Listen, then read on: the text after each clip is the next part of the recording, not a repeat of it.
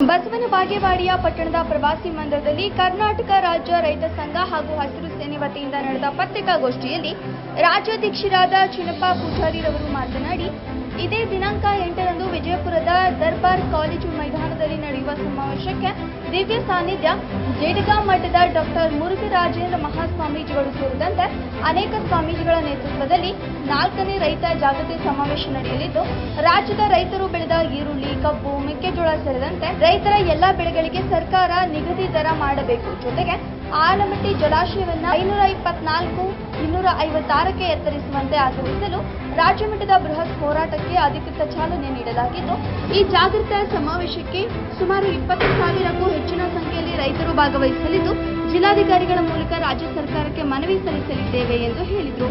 ವರದಿ ಗಂಗಾಧರ ಆರೇರ, ಬಸವನ ಬಾಗೇವಾಡಿ. ನೇತೃತ್ವ ಮತ್ತು ಚಂದ್ರಶೇಖರ್ ಶಿವಾಚಾರ್ಯರು, ಮುರುಗೇಂದ್ರ ಶಿವಾಚಾರ್ಯರು ಮತ್ತು ನಮ್ಮ ಶಶಿಕಾಂತ್ ಗುರೂಜಿಯವರು, ಹೀಗೆ ಹಲವಾರು ಪೂಜ್ಯರ ನೇತೃತ್ವ ಮತ್ತು ಈ ರಾಜ್ಯ ಪ್ರಧಾನ ಕಾರ್ಯದರ್ಶಿಯಾಗಿರ್ತಕ್ಕ ರಾಹುಲ್ ಕುಬ್ಕಡಿ ಅವರು, ರಾಜ್ಯ ಉಪಾಧ್ಯಕ್ಷರಾಗಿರ್ತಕ್ಕಂಥ ಕಲ್ಲಣ್ಣವರು, ಸಂಗಮೇಶ್ ಅವರು, ಸೋಮು ಅವರು, ಹಲವಾರು ನನ್ನ ರೈತ ಮುಖಂಡರ ಮತ್ತು ರೈತ ದೇವರಗಳ ನೇತೃತ್ವದಲ್ಲಿ ಒಂದು ದೊಡ್ಡ ಬೃಹತ್ ರೈತ ಜಾಗೃತ ಸಮಾವೇಶವನ್ನು ಮಾಡ್ತಾ ಇದ್ದೀವಿ. ಆ ಸಮಾವೇಶಕ್ಕೆ ಎಲ್ಲರೂ ಕೂಡ ಪಕ್ಷಾತೀತವಾಗಿ ಮೊದಲನೇದಾಗಿ ಭಾಗವಹಿಸಬೇಕಂತೇಳಿ ಪತ್ರಿಕೆಯ ಮುಖಾಂತರ ಕರೆಯನ್ನು ಕೊಡ್ತಾ ಇದ್ದೀನಿ. ಕಬ್ಬಿನ ಬೆಲೆಯನ್ನು ನಾವು 3,300 ರೂಪಾಯಿ, ಅದು ಯೋಗ್ಯವಾದ ಬೆಲೆ ಅಲ್ಲ. 5,500 ರೂಪಾಯಿ ರೈತರಿಗೆ ಕಬ್ಬಿನ ಬೆಲೆ ಕೊಡಬೇಕು ಅನ್ನುವಂಥ ವಿಚಾರನ ಕೂಡ ಅವತ್ತು ಗಟ್ಟಿಯಾಗಿ ಸರ್ಕಾರಕ್ಕೆ ಎಚ್ಚರಿಕೆಯನ್ನು ಮಾಡಬೇಕಾಗೈತಿ. ಮತ್ತು ಕಾರ್ಖಾನೆಗಳ ಮುಂದೆ ಸರ್ಕಲ್ಗಳಲ್ಲಿ ಗೌರ್ಮೆಂಟ್ APMC ಇಂದ ಬೆವರೇಜನ್ನು ಕುಣಿಸ್ಬೇಕಾಗೈತಿ. ಕಡ್ಡಾಯವಾಗಿ ರೈತರಿಗೆ 1,00,000 ರೂಪಾಯಿ 0% ಬಡ್ಡಿಲೇ, ಅದು 10 ಎಕರೆ ಇರಲಿ, 20 ಎಕರೆ ಇರಲಿ, 100 ಎಕರೆ ಇರಲಿ.